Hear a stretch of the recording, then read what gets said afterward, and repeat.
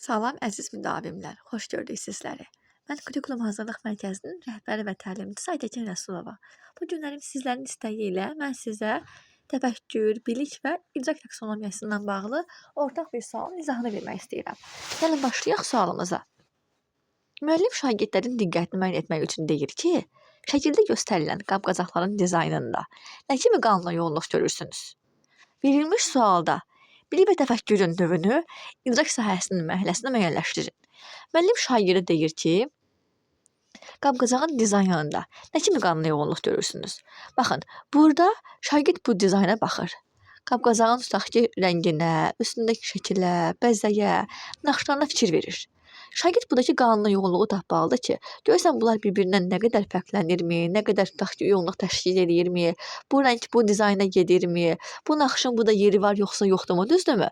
Şagird sadəcə bunu müəyyənləşdirməlidir. Bunu gördüyünü deməlidir ki, yəni burada qanuna yoğunluq, nə kimi qanuna yoğunluq görürsünüz? Bu da desəydi ki, şagirdə öz fikrini ifadə elə, şagirdə bildirsəydi ki, sənin fikrincə, bu kimi sözlərimiz olsaydı müəllimlər, təmiz başqa bir cümləmiz olurdu.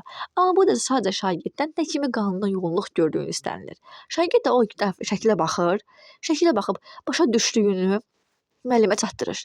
Şagird baxacaq, tutaq ki, görür ki, qızılı naxışlar var, butalar var üstündə. Deyir, hə, burada buta var, buta Azərbaycanın qədim simvollarından və rəmzlərindən biridir. Hə, bunu deyir müəllimə. Sadəcə şagird bunu orada gördüyünü müəllimə izah eləyir. Demək, bunun üçün şagirddə sadəcə anlamaqlıdır şagird bunu. Anlamaqla bağlı olan şey nədir bizdə? Anlamaq. Uşaq sadəcə bunu anlayıb deyir. Anlamaqla bağlı olan bir növümüz bizim hansıdır? Olacaqdır bizim anlamaqdan bağlı. Burada bir həqiqət yoxdur, necəlik yoxdur. Olacaqdır konsept abilik. Anlamaq və konsept abilik. Baxaq indi davamına. Davamında isə müəllimlər, yenə, baxın, uşaq burada özündən bir fikir bildirməyəcək. Uşaq o kitabda nə isə müqayisə eləməyəcək. Uşaq burada yenə deyirəm, öz fikrini bildirsə, artıq olur tənqid eləmək, artıq olur orada dəyərləndirmək. Amma şagird burada sadəcə baxıb gördüyünü, baxır ki, məntiqdən bu butadır. Baxır ki, butadır məntiqdən. Deyir, hə, buta bizim simvollarımızdandır. Sadəcə faktdan gördüyünün nə olduğunu müəllim izah edəcək. Yəni bizdə burada konsept abilik, məntiqi təfəkkür və anlamaq. Amma bir də deyirəm, desəydik ki, şagird burada gördüyünü müəllimə öz fikrinlə, başa düşdüyü kimi yox ha, öz fikrinlə, öz münasibətini formalaşdırsın, artıq ona şagird desəyir ki, hə, mənim fikrimcə bu bura uyğun gəlmir, bunun rəng tonu bura uyğun deyil, bu niyə belə olub, bu da çox böyükdür. Artıq o zaman onu dəyərləndirmiş ola bilirdi.